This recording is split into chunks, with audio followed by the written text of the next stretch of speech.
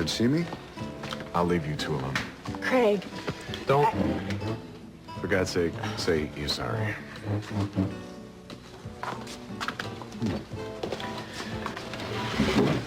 So, what was that all about? Nothing. I don't want to talk about Craig with you. All right. Bet you do want to talk, huh?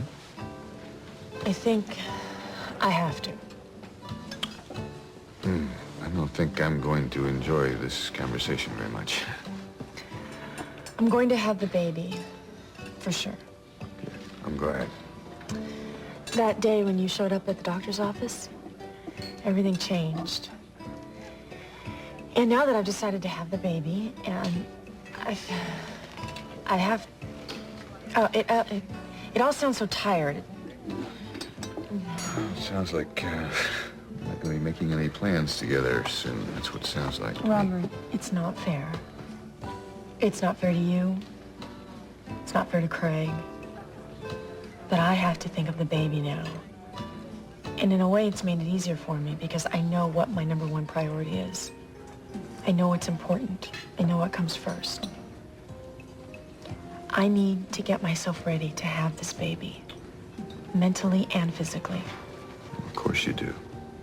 And to do that, I need time by myself. Because that's what's best for the baby? For the mother to shut herself off from all the people who love her? Robert, I know this is the right thing to do. I know it is. Yeah, I think I've heard this before. We have talked about time, we've talked about space. And you have been wonderful. And I know I've asked a lot of you. Kelly.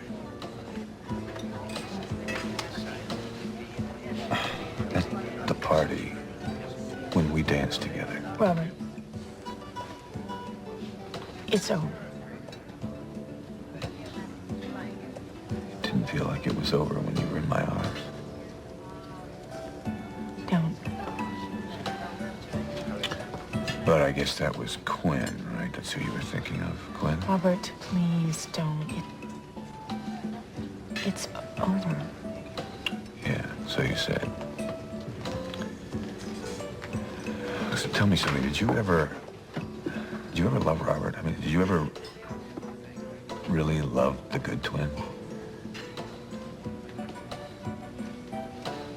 Yeah, yes. I did. And I have been thinking about that and thinking about it. And Robert, I fell in love with you for the wrong reasons. I wanted you to love me. Oh, I wanted you. And I wanted to love you. But I realized something. That if I really loved you, I would have known that Quinn was a fraud. And I never, But you never would have fallen in love with him? Do you know how this makes me feel? Guilt doesn't quite cut it. You don't have to be guilty. You fell in love. You finally met the man you loved. And I'm going to have his baby. And I know how this must hurt you. You would be very surprised to know how I really feel. I don't know how you can sit here and look at me. I'm telling you about the man that I loved, that tried to ruin my life, that conspired with some other woman to... I don't know, now that the baby's drugged. Look, the baby will be fine. He has to be fine. I hope and pray for that, Robert, but I cannot afford any illusions right now. But you shouldn't be alone right now either. I have no choice. What if he was here right now? Quinn. I can't afford fantasy either. Just tell me, please, if he was sitting across the table from you right now, what would you do?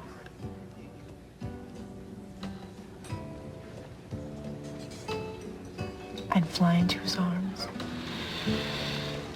And then I'd wonder what he'd do next. But I'm not a total idiot. You know, I know what kind of man he was. You see. Well, I'm, not much like our friend Craig. I don't like long postmortems, and I don't like long goodbyes. I think you're making a really huge mistake. But I'm not about to get down on my knees and grovel before you. I'm sorry. No, Robert.